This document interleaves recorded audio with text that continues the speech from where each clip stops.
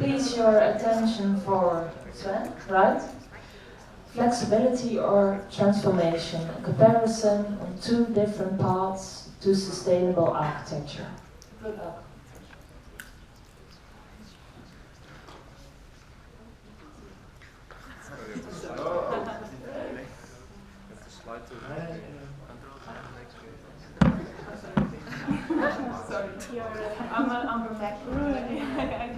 Good morning, everyone. My name is Sven, and together with Lineke, Germa, Anouk, and Anouk, we dug deeper into sustainable transformation itself, with our title already being named, a comparison on two different paths to sustainable architecture. Yes. Why this is relevant is because the more and more flexible buildings are designed, and also old buildings are being transformed. Sometimes this is a choice that's been made, but sometimes it's just because it's needed, because the building is already there, and we want to investigate why and how. In this paper, two different types of transformation are investigated: planned transformation and unplanned transformation. Planned transformation is flexibility, as we know it, design that already is ready for change. And unplanned transformation is buildings that are not initially planned for redesign. A little different from other groups is that we have three categories instead of 5 methodologies where we base our paper on: social, economic, and environmental. And these are how the structure of our paper is going. We did have 5 methodologies, being literature, comparative case studies, corroborative case studies, interviews, and analysis tools, and we will come to that later, and I will explain how we use them. So in the social aspect, we had planned and unplanned transformation that was researched with all the methods. The corroborative case study investigates one case to test a hypothesis. Changeable floor plans are primarily explained in this case study, and the household type or lifestyle of residents change over time. Literature is the other one, and the purpose of a literature study is to review or convey the readers at the state of the art of the topic. And the conclusion of literature studies is that the demands and all requirements of residents change over time. Then we have one example.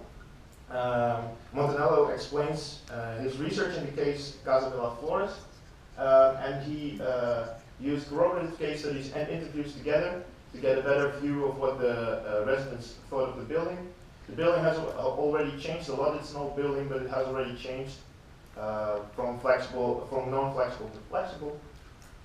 And the conclusion of social is that there's 3 factors: technical development on floor plans, time, and culture. Time has to do with the thing that we don't know now, what is needed in the future, and culture is that it depends on cultural differences. In the economic aspect, comparative case study is used to make a dividance between flexible, semi-flexible, and non-flexible buildings.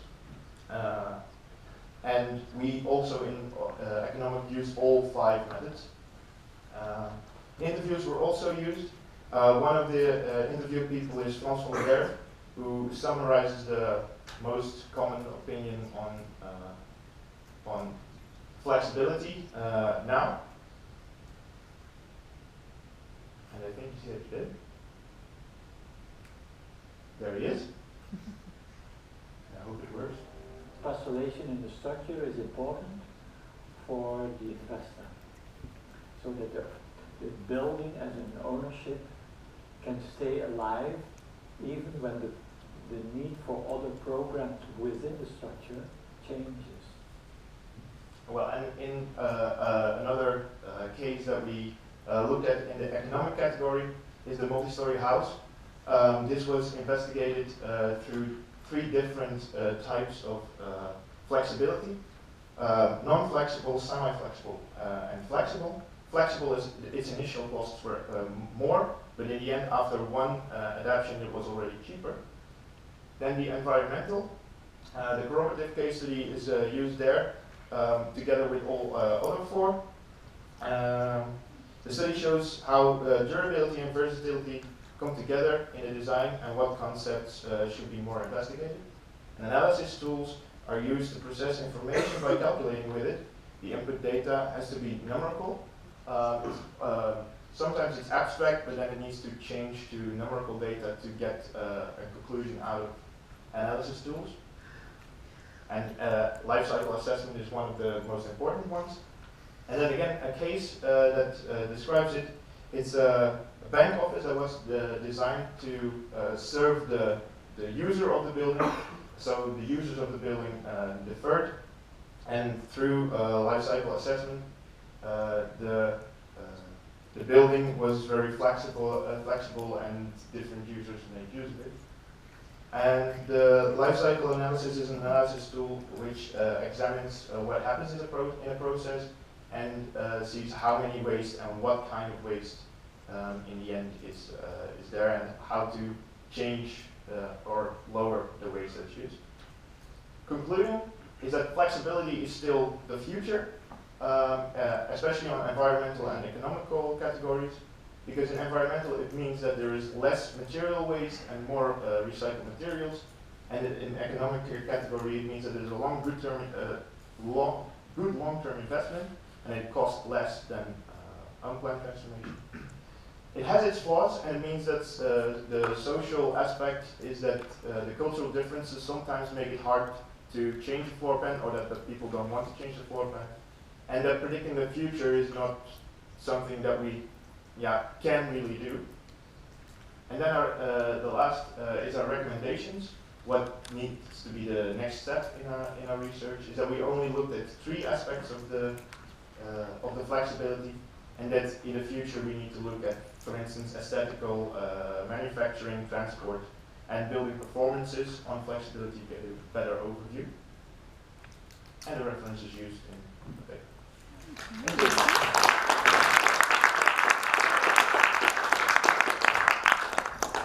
Thank you, Sven. A question? Yeah. You started the presentation with with planned versus unplanned. Yeah. So, what's your conclusion on that aspect of your research question? Yeah, well, in the paper we define planned and unplanned transformation further, but planned transformation means flexibility, so that's the same, and unplanned transformation is the transformation as we know it. So like on type S, the transformation is made in the old factories. But the conclusion of planned and unplanned transformation is the same as it was like on flexibility. We just named it flexibility because it's a more widely known term for. So you put those terms together and. Yeah, we put those terms together and we saw that flexibility still has more benefits than unplanned transformation, based on costs and environment, but that you, as I said, in social, that you can't predict the future. Another question or remark? Because it was, if you compare it with the first presentation, that was a little bit more about the methods, and this was a little bit more on the content. So I think there are questions. Yeah, Anna. You split in those 3 domains, right? Did you find many literature trying to compare them already, or were literature primarily just focused on social, just focused on environmental, or just focused on There economic? were a few that were mixed, but majority? most are talking about like change of floor plans, and then the change of floor plans is on, for instance, a bit environmental, but mostly about what the social aspect of it is. So most of the articles are mostly about one of the 3 topics. Okay. So that's also why we divided them, to make sure that every chapter has its own conclusion, and those 3 conclusions together make the final conclusion. Yeah, but sustainability is about integrating them, right? Yeah, true. And as I said, there are articles where they are combined, but because this is quite a new subject, and flexibility is always preached as as a solution. It's not really something that has already been done very integrated. So your future research will Yeah, surely take care of it. Yeah. So and then with the other factors I named, but yeah. Okay, thank you. Thank you very much.